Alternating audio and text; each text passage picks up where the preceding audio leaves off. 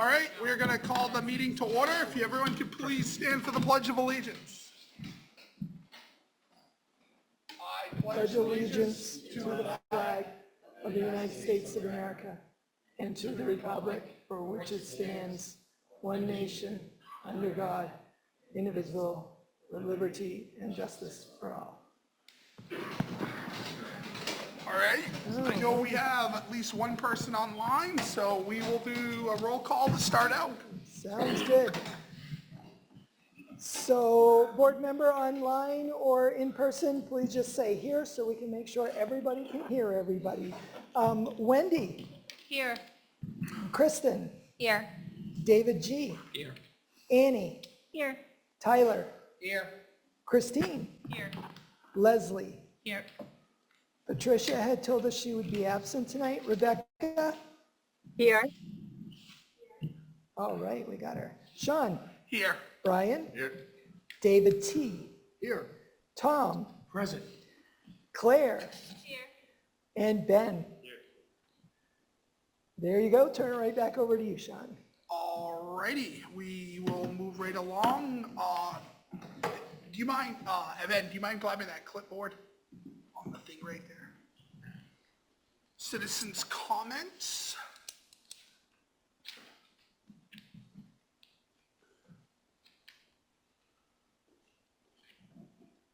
Thank you so much, appreciate it. We have one here in person, Dane Wing. Good evening. I'm Dane Wing. I just wanted to publicly acknowledge the efforts by our SRO, Deputy Nate, this week. His work and his due diligence to get to the bottom of the investigation has been seen by community members in different views, but I just wanted to publicly acknowledge that from where I stand, our family is we have very positive feedback about him, so that's all. Thank you so much. Appreciate that. Do we have anyone online, Diane? Okay, all right, no one has indicated. All right, we will move right along. Additions, adjustments to the agenda by the board or superintendent? I do not have any tonight. Anyone on the board have anything? Seeing none, we will move right along. Action items. Approval of minutes of November 6, 2024 RSU 38 board meeting. I move we approve the minutes of November 6, 2024 RSU 38 school board meeting. Second. Haven't been moved and seconded. Discussion? Seeing no discussion, I'll call, we'll do a roll call. yeah. Yep, roll call, that's right. Wendy? Yes. Sorry, and I should have said, remember, yes, no, or abstain. Sorry, Wendy.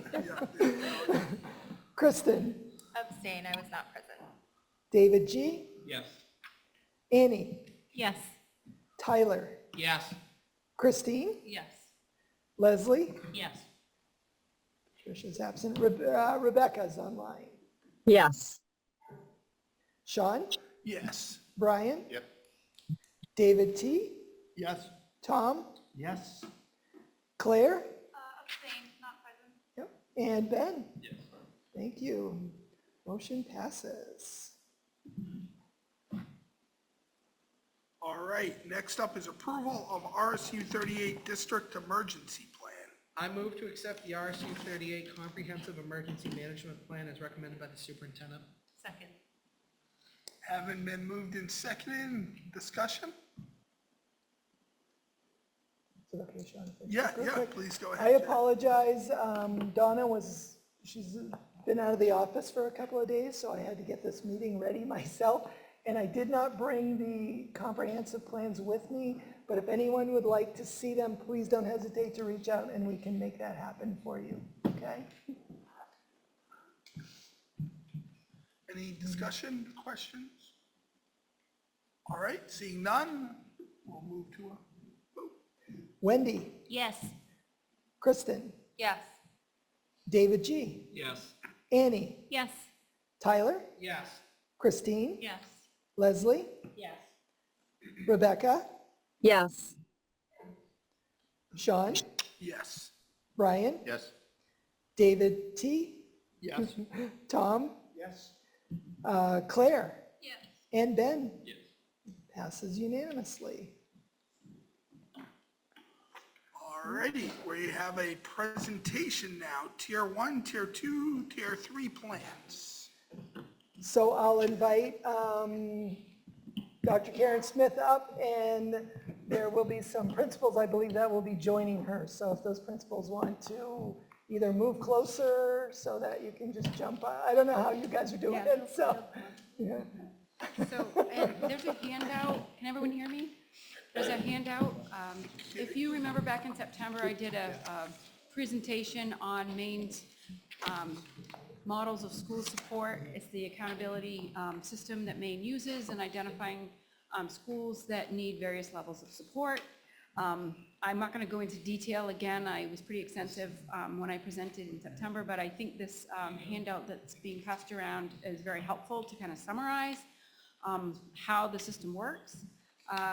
We have, unlike, very similar to other districts across the state, we have many of our schools that have been identified. We happen to have 3 identified as Tier 1, and we don't have any identified for Tier 2, and then we have 2 identified for Tier 3. And I will invite the principals to come up. I reviewed with them why they were identified, and we went over those groups and areas, and then they each met with their teams at their building level, which is required as part of the plan, and they developed their plans, which they'll be reporting out to you. They have scheduled to do like a mid-year review of their plans with their team. They'll do it again at the end of the year. I will take it and summarize it when I do the ESEA report in June. So without further ado, I'll have Rick Soares come up to tell you about his plan at the middle school.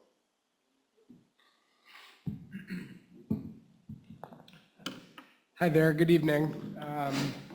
As Karen had presented previously, we have been identified as a Tier 1 school for the following categories. Number 1, economically disadvantaged students for math scores, white students for math scores, and students with disabilities for ELA and math, and chronic absenteeism for all of our students. Some of the key interventions that we have come up with in our plan that will be submitted to the state are small group MTSS support systems. We'll utilize Dreambox to fill in gaps in knowledge for math. We'll use Lexia for similar gaps in reading for our special ed designated students,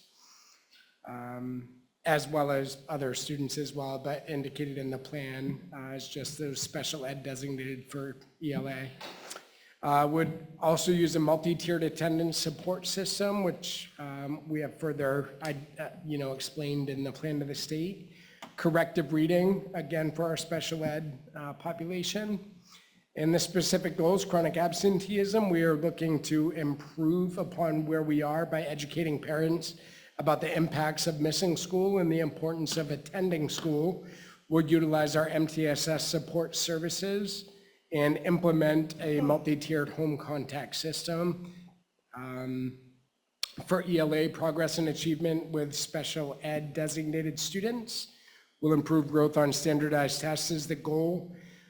Implement corrective reading and utilize Lexia ELA programming for those students. For our math achievement, we're hoping to improve growth on common assessments and standardized tests. Again, we're going to utilize our MTSS systems as well as smaller group team-based systems, which is part of the MTSS process, as well as evidence-based instruction by certified educators. Thank you. Thanks.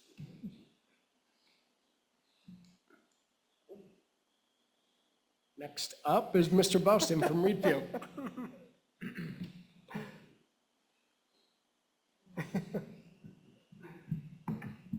All right, good evening, everyone. So as you can see with our slide, we have a couple of identified groups, economically disadvantaged students in math, students with disabilities in ELA, ethnicity white students in ELA, and chronic absenteeism. And the way we're combating these are, if you look at specific goals, we're prioritizing tier 2 and 3 math interventions for economically disadvantaged students, making sure they have our priority in getting that support. Weekly online program goals for students with disabilities, and regular progress monitoring through multiple measures.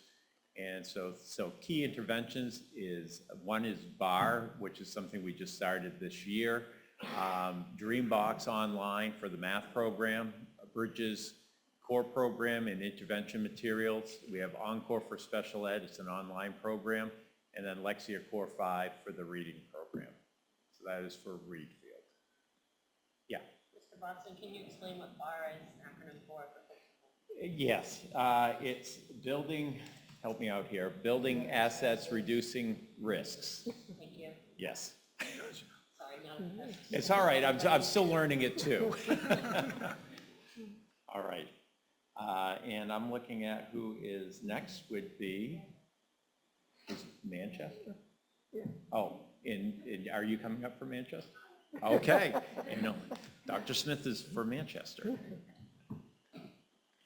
So Abby couldn't be here tonight, Principal Abby Hartford.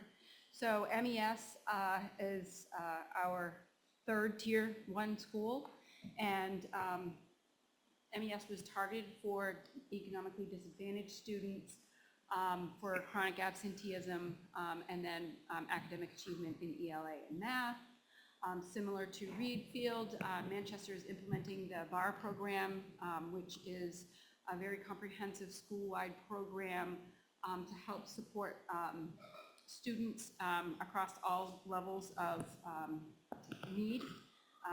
And they are also using the Bridges and the CKLA Math and Literacy Core programs, and then to supplement those programs using Dreambox, which is an online math platform, and Lexia, which is an online program. They also are using Bridges intervention by the math interventionists, as well as the Howard County interventions for math as well. So their goals are to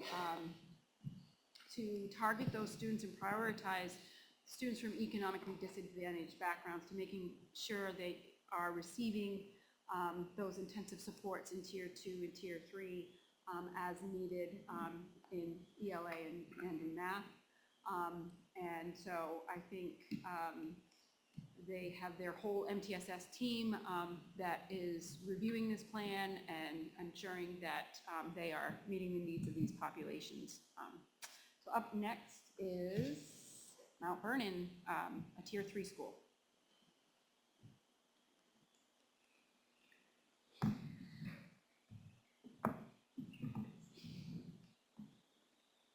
Good evening. So Mount Vernon Elementary was targeted because of our white and economically disadvantaged students and our consistent challenges with math achievement. Our specific goals are absenteeism. Our goal is that by June, the percentage of students identified as chronically absent will be less than 10%. Our math goal is that by June, the percentage of students meeting the NUIA math end of the year benchmark will improve from 67% to 67.33%.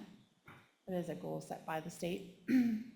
And our behavior goal is that by June, the monthly average of behavior reports will decrease by 50%. We have instituted many key interventions. We have a leadership team that meets for 3 hours a month. And in those meetings, we discuss different ways that we can institute interventions that will help us in these goals. We have instituted many focused professional development opportunities. We've done book studies on the science of reading.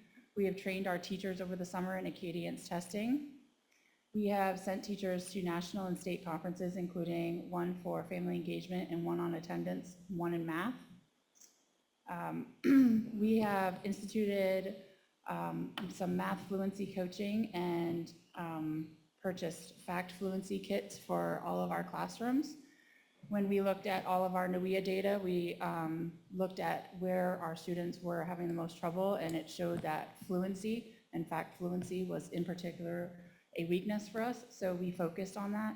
and purchased fact fluency kits for classrooms to use for our WIN time, which is our intervention time. We are focusing on fact fluency. We have Tracy Zager coming in and doing coaching with our staff and helping to implement those with fidelity. We have been working on family engagement. We just recently had our lunch with a loved one where we had 72 family members come to have lunch with their students. Chronic absenteeism, we are educating parents and putting our weekly attendance in the newsletter along with information about the impact of missing school. We are utilizing our MTSS team to look at who is absent and what we can do to help them come to school. Last year, we did an audit with Jessica Anderson from the state. We chose our most chronically absent student. We put plans in place. We worked with the family, and I'm happy to report that that student was at school for 3 months in a row at the end of the school year and has only missed 3 days this whole year so far. And that was because they were sick. So our MTSS team has chosen 3 more students to focus on this year to try to curb that chronic absenteeism. We've implemented home contact systems as far as people calling anyone who is absent. We also have instituted school and classroom attendance incentives. We have weekly morning meeting. We reward, students and give them shout outs when they have good behavior. So that's it. Thank you. And next up is Wayne and Jeanette Jacobs.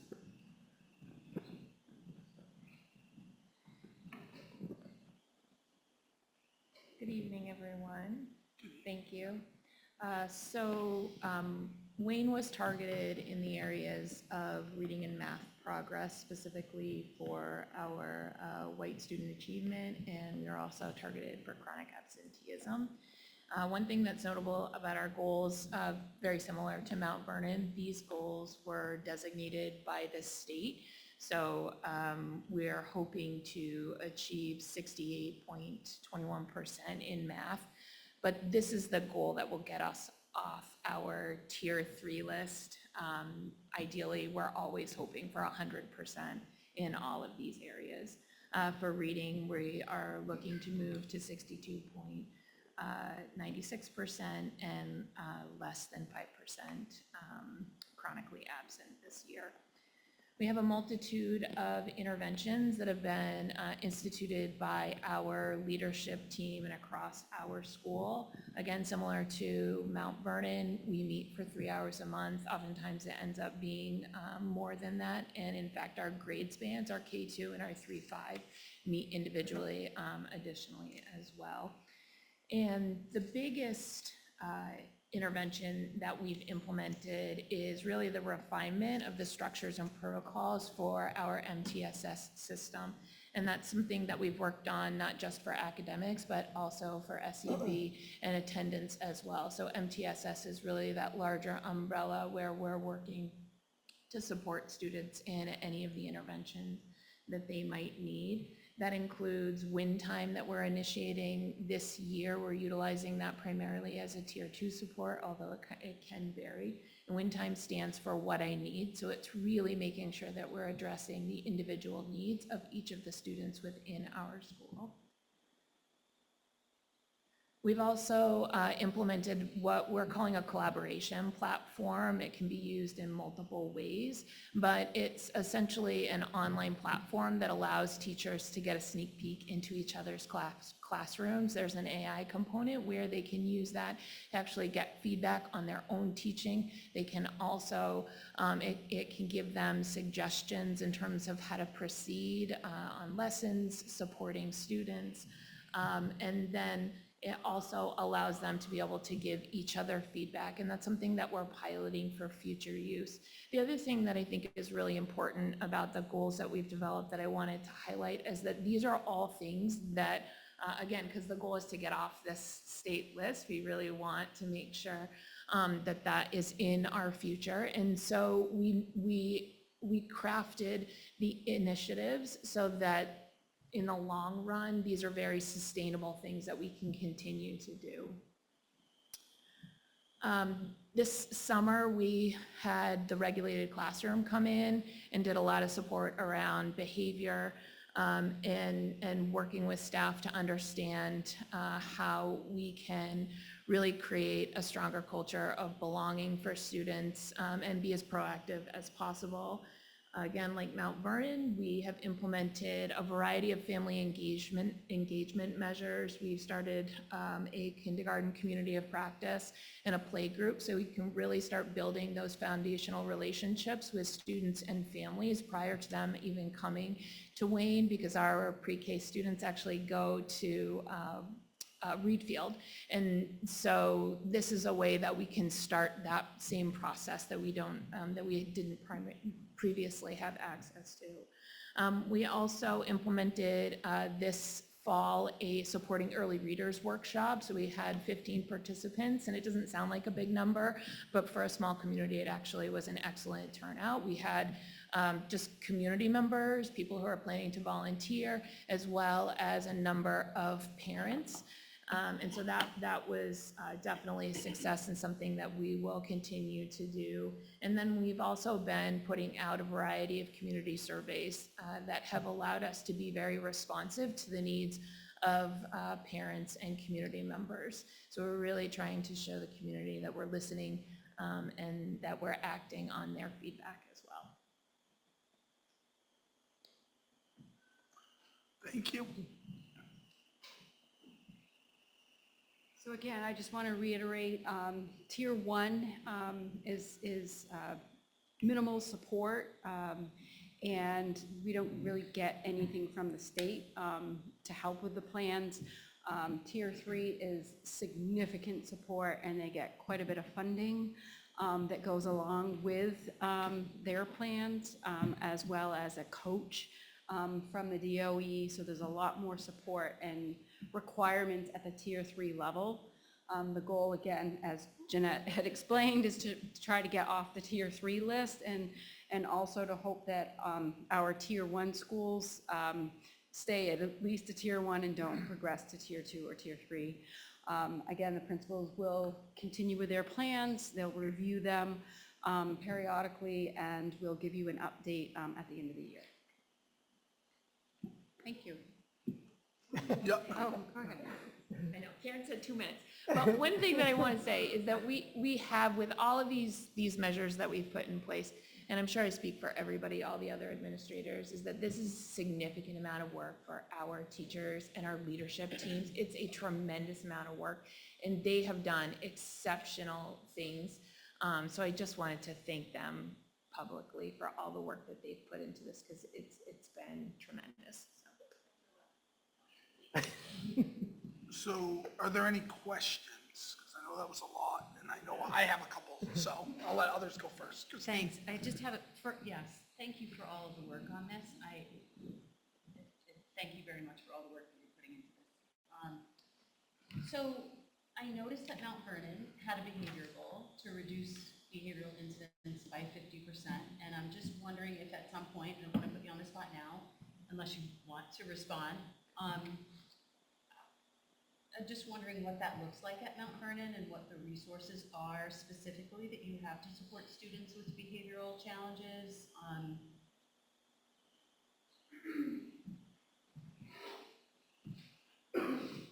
So we added the behavior goal this year because we had an influx of students that were creating some behavioral challenges. So it enables us to kind of create some incentives that will help us, and initiatives that will help us with behavior, so we can use some of those Tier 3 funds this year for maybe something like the restorative classroom, bar training, something like that, that will help our staff in the long run work with behaviors. But in the interim, we have our MTSS team that we meet monthly and bi-weekly. And monthly, we're looking at behavior reports. We're looking at the data that comes through Power School to see if there's anyone that we're missing, any classroom that might need some extra support. We use our building ed tech to support those classrooms. We have behavior plans that I check in with those teachers, monitor behavior plans. The MTSS team looks over who's having trouble, where is the trouble, do we need extra support on recess, do we need extra support, in the lunchroom, when are we having trouble? So we are analyzing that data every month when we meet as a team, and that gives us some place to look and focus and find out where we maybe need some extra support, or what we can put in place to help students. Do you have access to consultation from a behavior specialist or? I utilize Monica, who is our district behavior Okay. specialist, so when I have questions, or I'm actually reaching out to my special ed teacher and to Monica when we have questions about whether plans are working, how to tweak plans if a plan doesn't seem to be working for a student, if we're not getting the right kind of data to move them forward when we're looking at, whether they're making progress or not. I will utilize both my special ed teacher and then Monica, who is the behavior consultant for the district. Just one really quick follow-up, and then thank you very much for the answers. So you made a goal because you're a tier 3 school, and does that enable you to use, am I right in understanding that you are able now to use some funds that Yes. you received for that goal? Yes. Gotcha. Yes. Thank you so much. Yes. Appreciate it. No problem. Any other questions? Brian, go ahead. Yeah, I just had a general question. I mean, how's it working? I mean, we've got a lot of different interventions. Some of these things are new. Is there anything in particular that anybody would want to call out to say, boy, I'm glad we did this, I wish we'd done it sooner, anything like that, or just curious? I can just say, just with attendance alone, our attendance, I did receive an email from Jessica Anderson at the state that our attendance decreased by 67%. So we made a huge change in our attendance in 1 year. Whether it was all the initiatives or anyone, we're keeping them all in place because we don't really know what's working, but something worked, unless it's just a fluke, but I'm really hoping something worked. But math fluency as well. I mean, all classrooms are using these fluency kits. All classrooms are working on fluency. We're just now working on how to track that data to see if there's improvements, but I can only imagine there has to be. So I think, yes, they are working. I think any support that our schools are getting is helpful. So yes. And just to piggyback on that, Brian, at Reed Field, we are, like I said, implementing BAR. And what we have is our grades 3 through 5 teachers are doing several things. They have what's called U times, which are activities that build community within their own classrooms to get to know their peers a lot better. We have small block, which is the grade level teachers get together, talk about the strengths. It's looking at students in a different way. Instead of looking at what's going wrong or what they can do, it's looking at their strengths and what they can do. So it's a change in mindset. And then the 3 through 5 teachers once a month are getting together and having what they call a big block meeting. And that is taking a look at some of those students that are a little bit more high risk, getting feedback from previous teachers of strategies that have worked, what can they do to help support the child in moving forward. So it really is multiple adults coming together to support a child.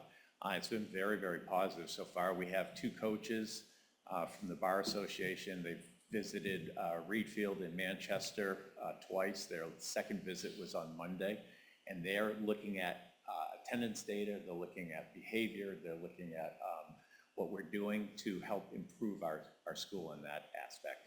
At the K2 level, we're doing what Wayne and Mount Vernon are doing with WIN, where we have our K2 teachers are each looking at literacy and math, and what the kids need in that moment, not waiting to the end of an assessment and saying, oh, well, hopefully we can catch up. It's helping them in the moment. I'm actually involved in it where I'm taking a group and they're working on Dreambox, the kids that are already where they are, and giving them an opportunity to continue. We have another person that's working with those kids in Lexia. Our guidance counselor is working on some executive functioning. So it's really a team effort, and we're seeing really positive results. There's a lot of work, like Jeanette said, but everyone's coming together and doing what's best by kids. That's great. And I would just echo Mr. Boston and all the work that's happened around the refinement of MTSS. That's been really integral in using a collaborative approach. So having staff members come together to make those decisions collectively has had a tremendous impact specifically for us at Wayne. And we're really working on refining the interventions at each level. And so having some standard protocols, but then also really tailoring the interventions to the individual needs of the students as they move up to the tiers. So that has been particularly impactful. The other thing that I've had a lot of great feedback from staff about is a regulated classroom. So that was something that we brought in a training this summer, and it taught us about the autonomic nervous system.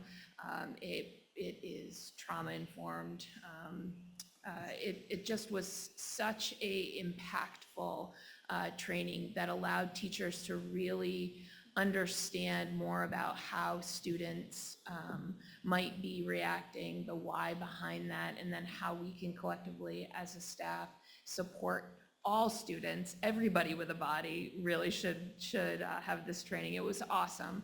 And it just gave them a different lens to think about classroom management, belonging, and how we can all support each other as a staff as well. So it was wonderful and had a lot of good feedback. Teachers said they would go back and do it again. And it's something that the state has supported, which is how we originally learned about it. That's great.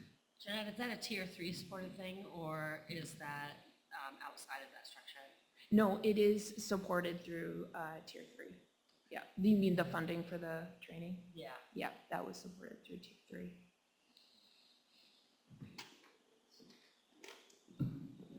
Brian, I love your question, and for me, I'm just gonna honestly say it's hard saying so far. We were just identified as a tier 1 school, so we're just putting together our plan and starting to implement. What I will say is I somehow neglected to put BAR on our plan as well, but this is our second year in BAR. What I really, really like about it, now that we're really fine tuning those systems and how they work, is that we very intentionally talk about every single student in the school. So it literally is a process where you really have a hard time letting any individual slip through the cracks.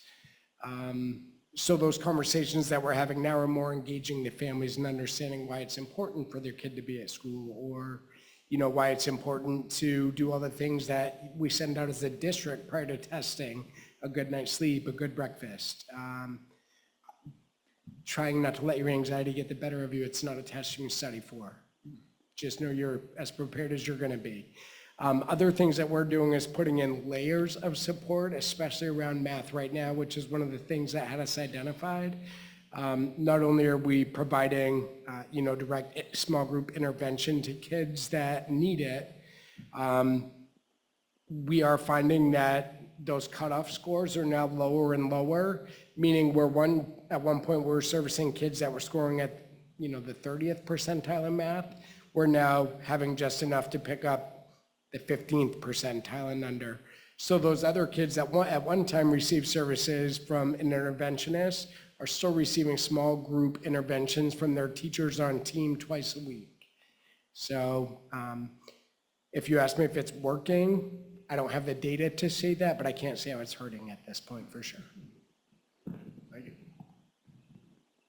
No, that's helpful.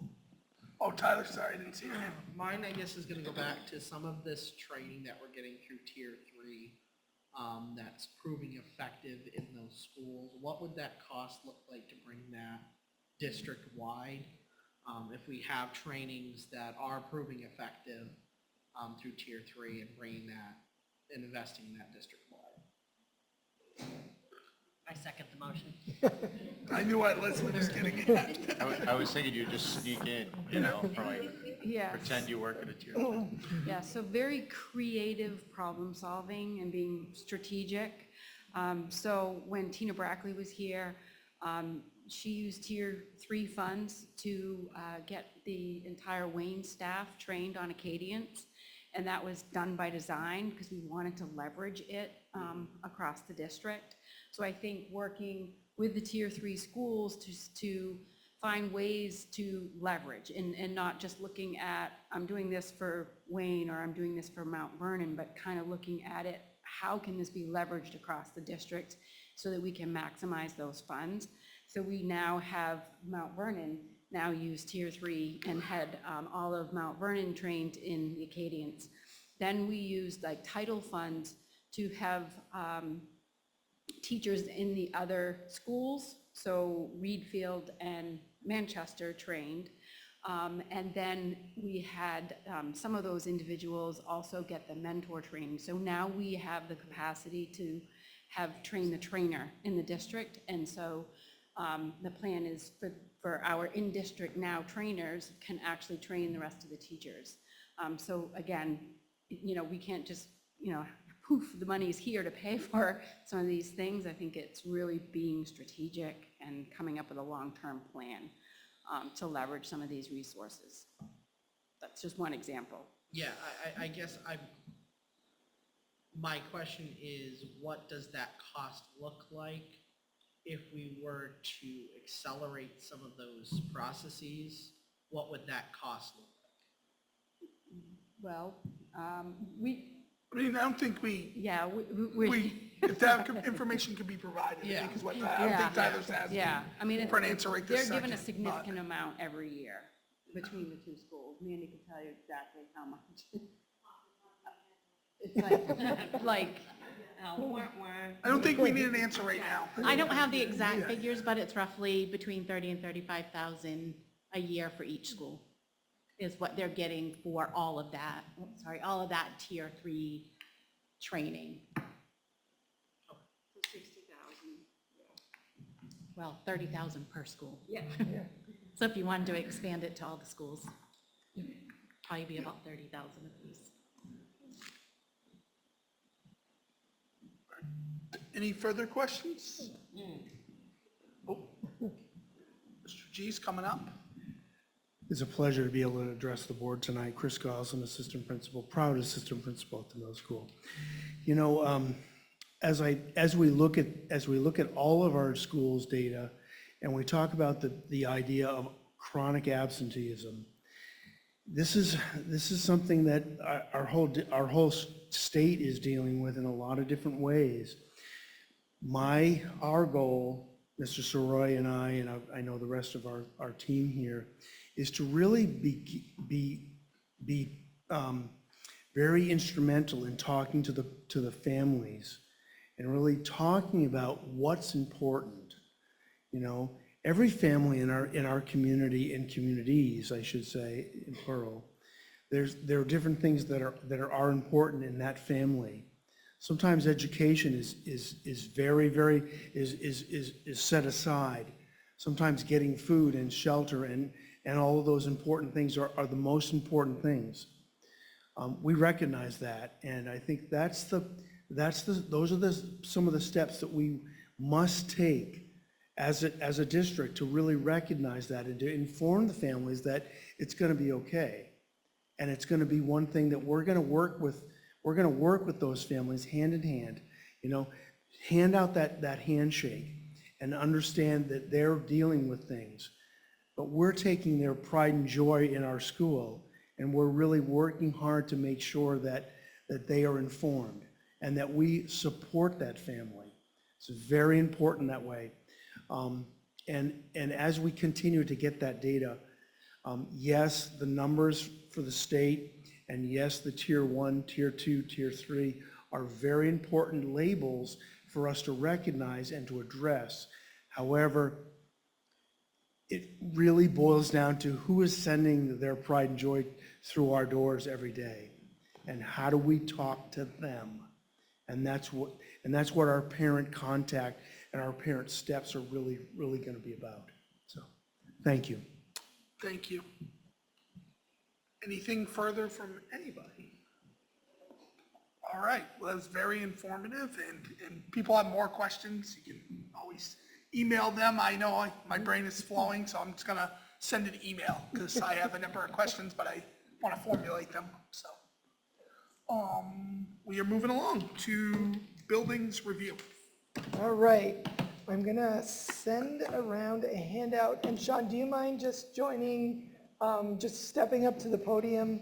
I'll do most of the speaking, but I want to make sure Sean does have some information that he will probably want to add on. So if you'll remember, we got reports from Oak Point about each building. And one of the things that Sean and I did is we sat together, went through the reports, and compared some of what was in the reports to, Sean has a kind of 5-year, I would almost say 5-year plus plan for repairs across the district in our various buildings. Now, Oak Point pointed out some things that we are gonna, I'm gonna say it this way, we're going to have to wrestle with moving forward. Because again, I know we applied for major school construction. It'll be late fall before we'll actually see a list and where we kind of fall on that list. But in the meantime, no matter where we fall on the list, we're still looking at years down the road before there's any new buildings. So we really do need to think about some of the things that are in Oak Point's report that we are going to, quite frankly, have to grapple with, knowing as we budget, we're not going to have an open major capital construction budget or repair budget. So we're going to have to look at those things. So what we did is we went through and we looked at 3 years down the road, what are we looking at and in what buildings? And something else we looked at was ADA compliance across the buildings. And those are, you'll see, there's a pretty repetitive theme that goes along there. And then we looked at what are some of the other things that would be very helpful in a school environment or school setting. And what are those other things that might even be 5 or 10 years down the road with that. And then I put yearly on there painting, and we'll talk about that in just a minute, because that seems like that's a little odd and out of place, but I want to tell you kind of like where we're going to be, you know, as we go through the budget process, the challenge we're going to see with painting, something as simple as painting. So looking at each building kind of going across, there's a couple of price tags that are there because those are things that we need to look at doing next year or the year after. So just like very quickly, Manchester's got a roof. It's going to be about $200,000 and it's due to be, it's actually been stalled for a couple of years and we absolutely have to address that roof this coming budget cycle. There's pavement. I will tell you guys, the town has reached out and said, hey, would you like to do paving with us? Which sounds like a great idea because then you can cut costs and stuff like that. But again, we'll have to have that discussion of do we do that or not. And then every one of our buildings, we have exterior doors that are going to need to be replaced.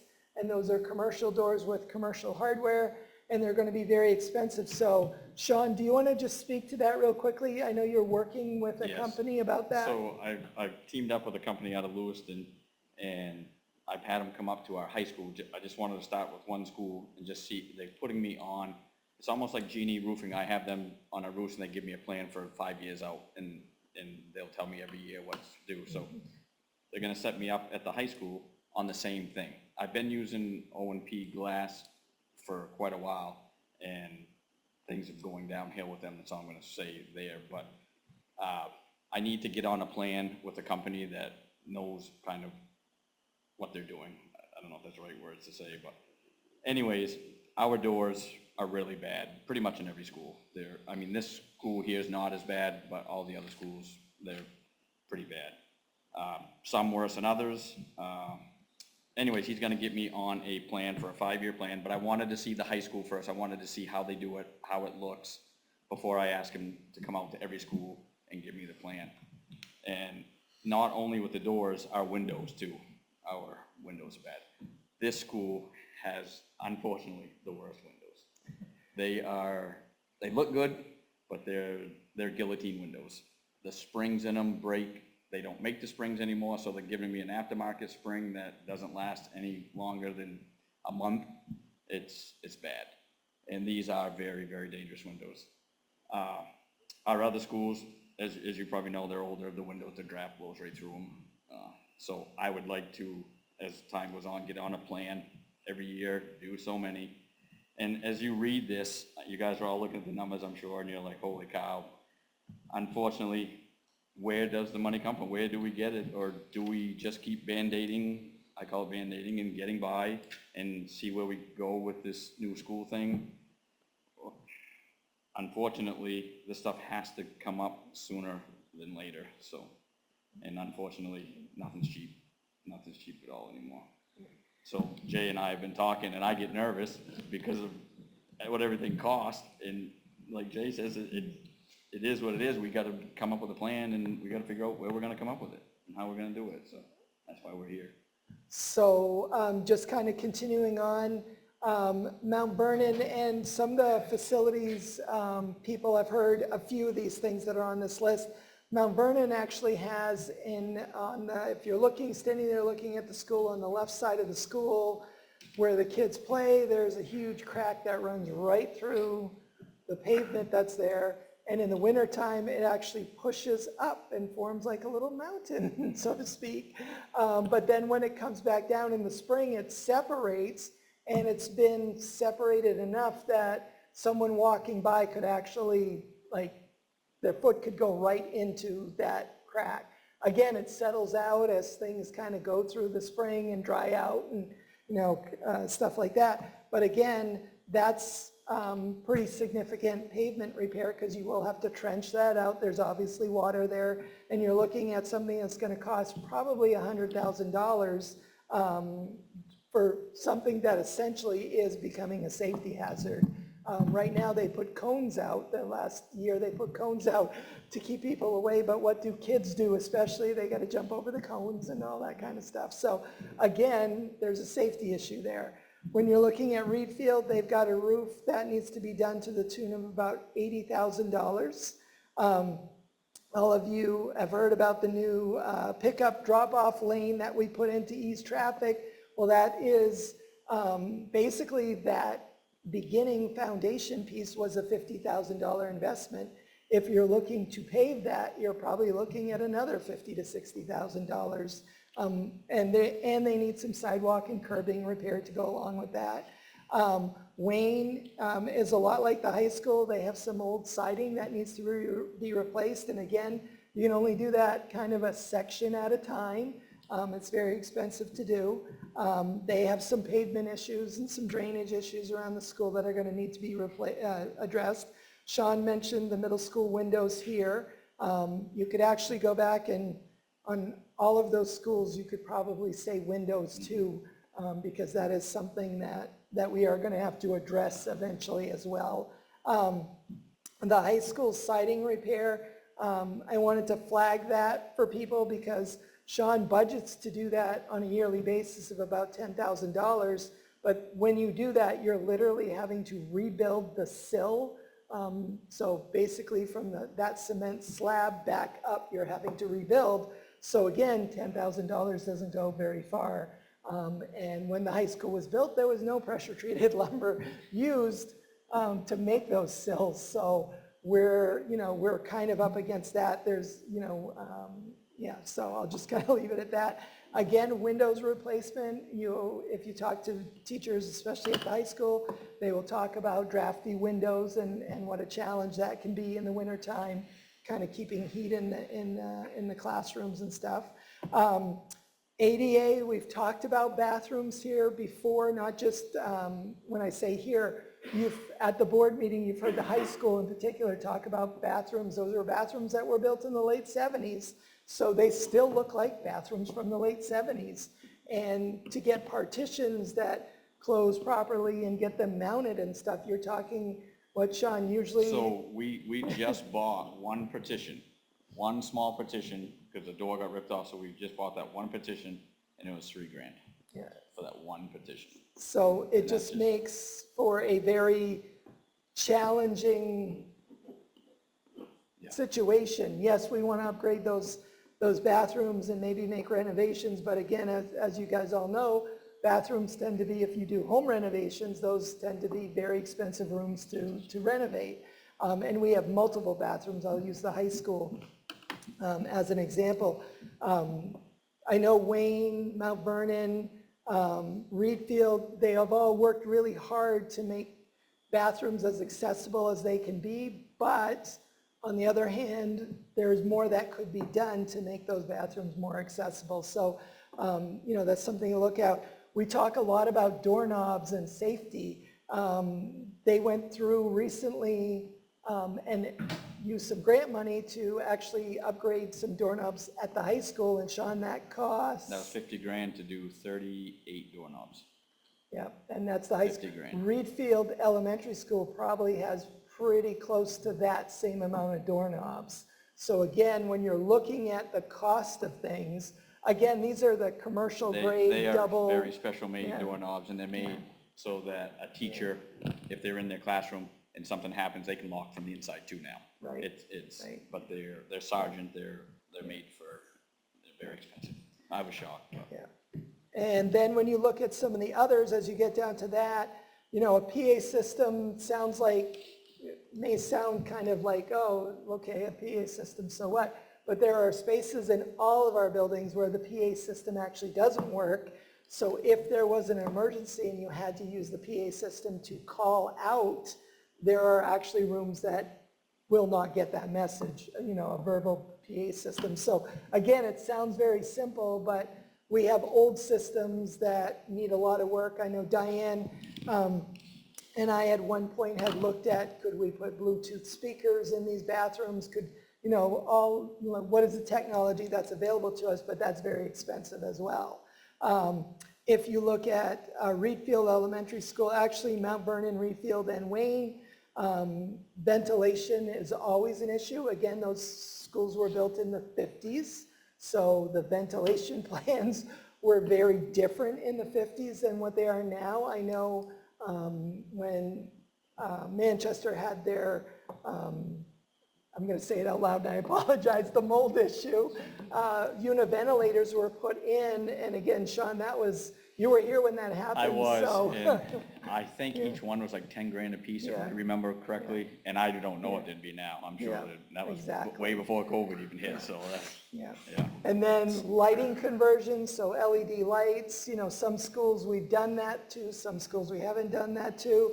And then I just want to point out, at the high school, the retaining wall at the Ricky Gibson Field of Dreams, there's a retaining wall that's partly under the bleachers. That retaining wall is actually coming apart, and it is going to have to be addressed at some point, but that means taking all those bleachers down and rebuilding a retaining wall. For those, I know Claire, you probably noticed on here, the tennis court is there. Claire's a tennis player. The tennis court is starting to show its age, and it's something we're going to have to take a look at some point in the very near future. And then, Sean, do you mind talking about, I'll stop talking, but just the painting, what the challenge is with painting, something as simple as painting? So the gentleman we used to use for painting has retired and he's done. And what he did was, we were pretty much his main contract through the summer. He gave us his whole summer, paint stayed here right through almost till November, until he couldn't paint anymore. So he's done now, so I've been calling around trying to get people's prices to paint, but they can't guarantee me they can be here in the summer. They can do it in the winter. Well, I can't do outside painting, I can't do inside painting because we have school. So it's hard for me to try to find somebody right now that will paint, will give me their summer, I guess, is kind of. And painting's expensive, and it's way more than what this guy used to do. This guy was, I want to say a do-it-yourselfer type person. He didn't have a big business, it was just him, he did it himself. To get a company, they're like, so I told them what we had spent, and they're like, it wouldn't even be close to that for us.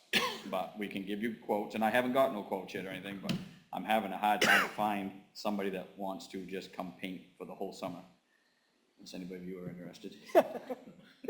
But it's very hard. So, and I know in the past, I've had some people want to know why we spend so much in painting and this and that, but painting does a lot. It's an aesthetic thing more than anything, but it kind of keeps people from talking about what our buildings look like if they look nice. In classrooms, the teachers and the principals, they want their classrooms painted, and paint's expensive. You all know if you go buy paint, it's expensive now. So I'm in a little conundrum now with finding somebody to paint. So again, some of these things we've talked about with the facilities committee, but some of them are new that we pulled out of obviously the Oak Point report, telling us things that we should be looking for in the next 1 to 3 years. So we tried to break it up that way. We wanted to paint an honest picture. This kind of looks gloom and doom, but the other thing that I really want to say is our schools, for the ages that they are in fantastic condition. But obviously, we're going to face some challenges going forward, maintaining those buildings. And it is going to be a strain on the budget.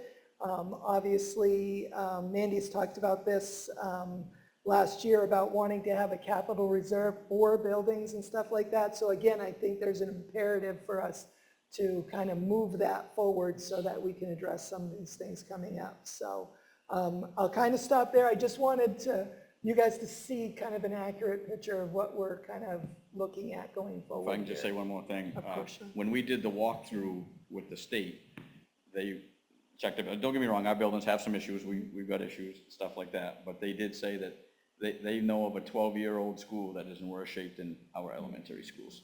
So that just tells us that our crews and teams are keeping them the best that they can. So that makes you feel good. I mean, it might not help us on getting a new school, but it does make you feel good that at least they're in really decent shape for what we have and the money that we have.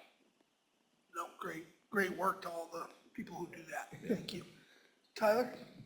I know we have an outstanding facilities bond. Yes. What is the payment on that per year? Mandy, do you know that? I'm sorry to I put you just on need the to be, spot. like, ballpark it. Yeah. I don't have that figure off the top of my head, but I believe it's just under 500,000. A year? Yeah. Yeah, And how much was the original bond for? 5 million. Yeah, million? a little over 5 Yeah, million. just, yeah.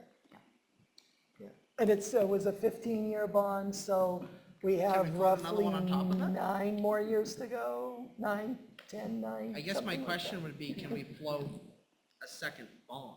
Yeah. Because, I mean, I see 200, 300, 400.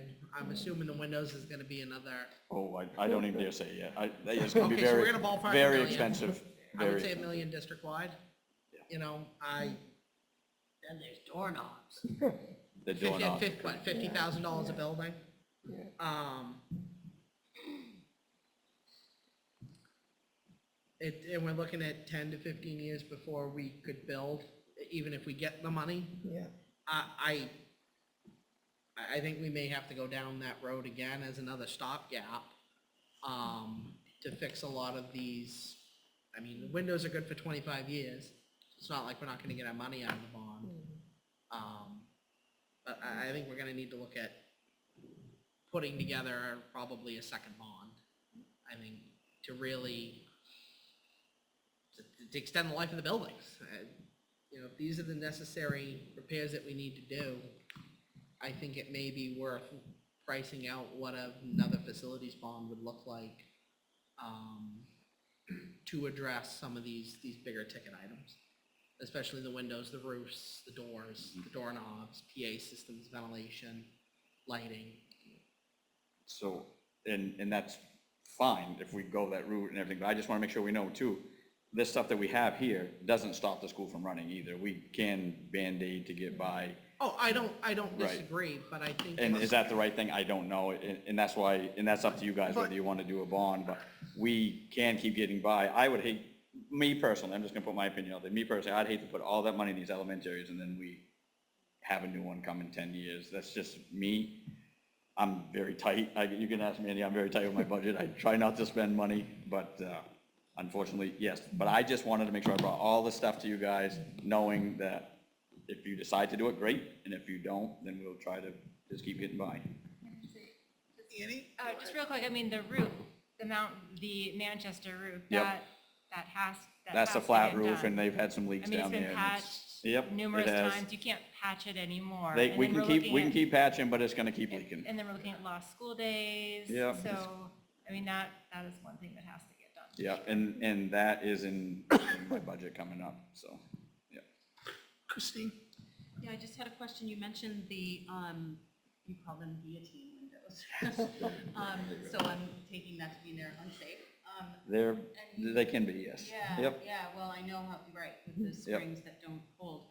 But are there any other safety issues with like the doors? You said the doors are bad. There's not safety issues really, it's just, they're tweaked, they're twisted, they're bent, they've been kicked, the hardware's old. As a matter of fact, we have to buy used hardware sometimes because they don't make that hardware for that door anymore, so we're getting used parts from another school district for one, from the share center in Lewiston, I've got parts.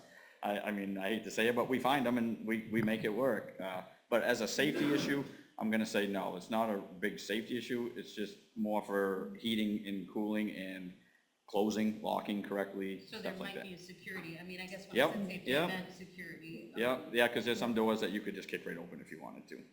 Yep, And thank you for the information and all the work that you're doing to keep Yep. the buildings good. Yes. David? Yeah, the bathroom stall door that you said was ripped off, that's not wear and tear, was that due to student activities? yes. Now, is the school responsible for paying that, or would you pass that on to? It's the school. I mean, I believe, if somebody else wants to speak, but I just go fix it, so I get up. I don't even know if they found who did, I don't even know if they know who did the door. But unfortunately, the stalls are all kicked in, they kick them, they twist them, they're writing on them, they do all kinds of stuff all the time.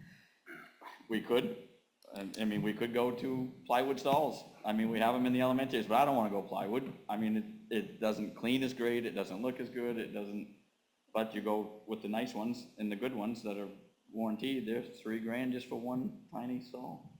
That's a lot of money for having an angry Sure student is. kick it in. Sure is, and if Cal can attest, I say that to him every day. I was like, I'm not putting these new stalls in until something gets straightened out. Yeah, Yep. thank you. Brian?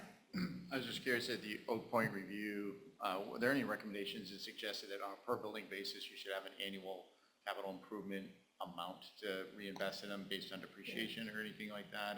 No, they No don't. standards at all, so, No. I mean, out of that 20, was our budget 22 million, 23 million? Close. So as a percentage of the total budget, I don't know what our capital improvement reinvestment is, but, 5% is probably about right. It should be about $1 million. 10% is $2 million, like it goes quick. But I will say that having had kids go through Reed Field Elementary, it's amazing how great some of these schools are in terms of condition.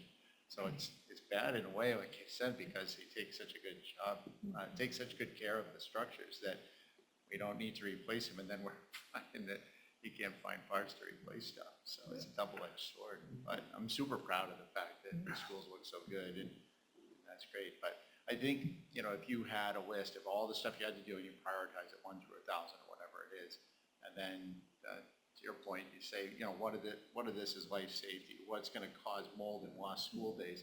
Those things get promoted to the top. You go down, it's $10 million. We can fund 500,000, but at least we know what the rest is.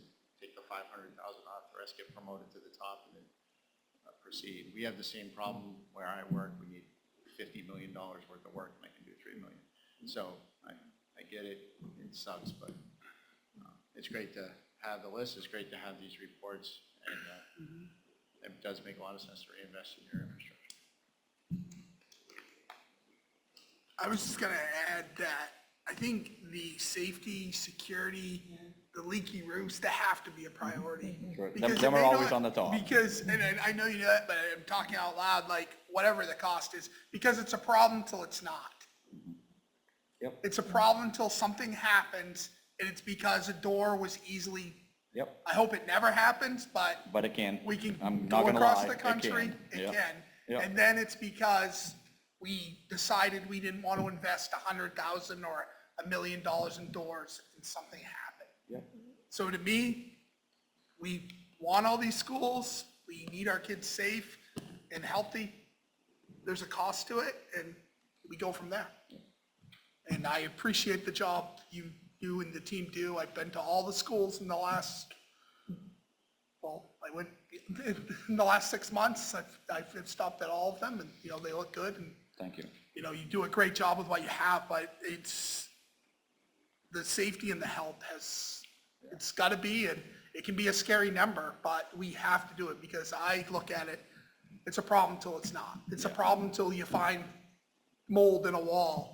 It's, it might look great on the, Yeah. The list goes on. And I've talked with Jay that my maintenance budget for projects and stuff is usually right around 300,000 every year. That 300,000 ain't nothing anymore. No, It just exactly. don't do nothing. Go to the hardware store, go to the grocery store.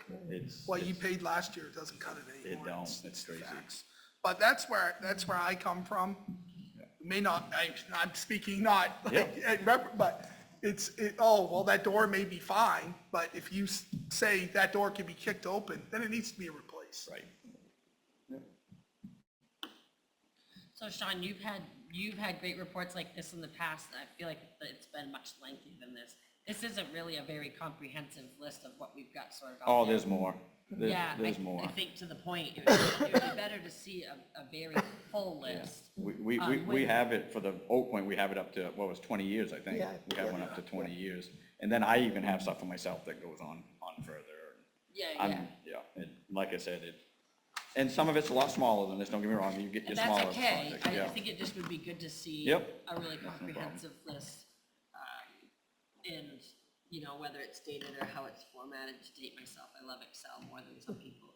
But, just to see the whole thing Yeah. and be able to see how we classify things around safety and what your recommendation would be around different years and what your recommendation would be able to be around things that you think we could get by if something had to get knocked. You know what I mean? Right.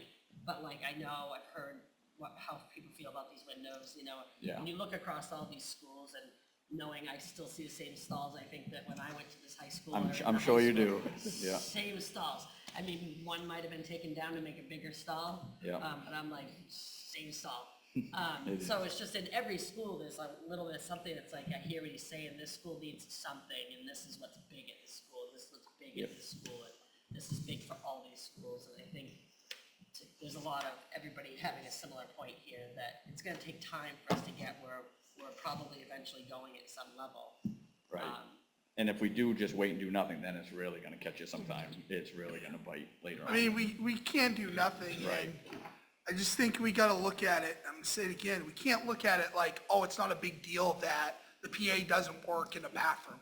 Like, to So- me, that's Yep, and what happened a there, huge deal to me. what happened with because- the PA system was we cut up all the rooms and made different rooms and this and that, and then those rooms, after you make one or cut one, or that one don't have a PA in it.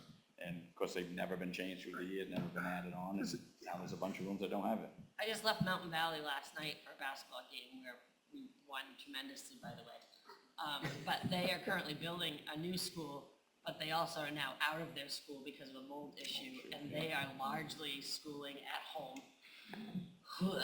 And they have kids in, I think I understood from some of them, in like the fire department, and they've got some people in the police station, and they've got kids.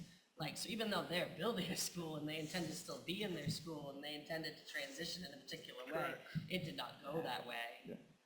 Even though they were already firmly down the road on a path that looked like a yellow brick road, and it just turned, real fast. So I think we still have to preserve whatever we have to get where we need to go in the best way possible, or the minimal reasonable way possible. Tyler? So, and I don't need this write-off, but can we get pricing on a facilities bond?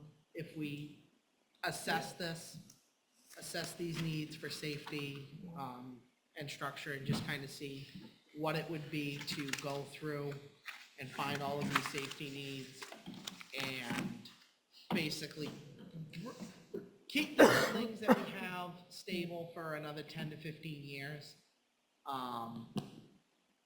What would the yearly payment be? What would we get for however much we wanted to float? And then look at, like I said, the roofs, the driveways, windows, doors, PA systems, ventilation, all that kind of stuff. So we can see kind of what that cost is, so that we can make a decision, I think, more informed. Maybe Mandy, you can answer this, should Mandy and I look at that, even though we may not have the elementaries for 10 or 15 years, but if you do a bond for 10 or 15, can you still do that even though you're not gonna have the might not have the elementary after 10 years? How does that work? Yeah, I would say right now we don't know anything yet, so you proceed not knowing anything Right, yet, I mean, and my then thing you is, adjust. what I want to see is, we have, plan A is we build a school at some point down the line. That's great. We're not gonna be able to do that for 15 years. Okay. Before we have students in the door. I think plan B is we don't get that money. So- Okay, now we have all of this Yeah, okay. that we need to do. What's it gonna cost to do it? So and just keep these doing, buildings? get a price on a 15-year bond then. and Right. then- Yeah. Is, not saying a formal vote, I just want to make sure, because that's a lot of work. Is that something the whole board, I mean, I don't usually ask this, but that's Yeah, I a mean, lot I'd of put it work. to the whole board. I want to make sure that everyone is interested in seeing something like that. I know I am, but I just want to make sure that'd be helpful to the board decision. Just a quick question, what are we expecting out of this? Tyler's, you want to explain what you're looking what- for? I guess Because I what- just don't want to do a lot of So work. what I inside. want to see, and I don't, like I said, I don't think it's something we need next meeting. Take your time and be thorough with it. But have a comprehensive, okay, over the next 15 years, this building's gonna need this. This is what it's gonna cost. This building needs this. This is what it's gonna cost. And then give us a couple of different options. So that way there, we know what the buildings need, what we need to spend, and we can either choose to float a bond, or we can choose to say over the next 5 years, we're gonna allocate $500,000-$600,000 into facilities. But if it's more cost effective to pay $500,000 a year in a bond and fix a bunch of stuff all at once, do it that way, and then we know the buildings are good, versus keep Band-Aiding it, and then we're just digging ourselves deeper and deeper and deeper, versus what does it cost to fix all of these critical issues now, get them fixed, and then down the line, if we can build a new school, great, let's build it. So in short, just a prioritized capital improvement plan with funding alternatives? Yeah. Correct. Okay. Yeah, No, no, that makes makes, perfect that makes sense. Yeah, I think, Yep, makes Yeah. perfect sense. It's in line with everything else we're doing. yeah. Yeah. Yeah, no, I just wanted to make sure everyone was on the same page, because that is a lot of work. So, perfect. Oh, that's it. I think we're good. Thank you. Thank John. you guys so much. All right, executive session A, executive session to consider I the. move to go into to executive session pursuant to 1 MRSA 405 subsection 6 subsection B to consider student disciplinary matter. Second. Haven't been moved and seconded, we'll call for a vote. Sounds good. Wendy, Yes. Kristen, Yes. David G, Yes. Annie, Yes. Tyler, Yes. Christine, Yes. Leslie, Yes. Rebecca, Yes. Sean, Yes. Brian, Yes. David T, sorry, Yes. Tom. Yes. Claire. And Ben. Thank you. So unanimous. We are headed into executive session. Mr. Soroyce, do you mind checking to me?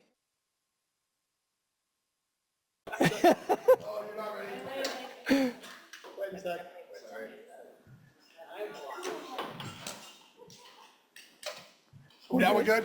No, now you got to do it again. All right, motion to adjourn?